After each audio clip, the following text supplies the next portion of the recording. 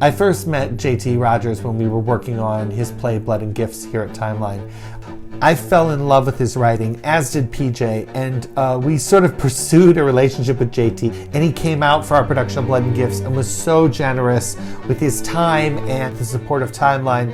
And he told us about OSLO early on and said, this is a play that is tailor-made for Timeline's mission. He took this mammoth thing and has not diminished any of its size, but turned our focus into the small relationships of the play, and in some ways allowed the audience's brains to say, I don't need to understand every detail of an Israeli settlement, or I may not need to understand every detail of the dates of the when and the how that these things were negotiated.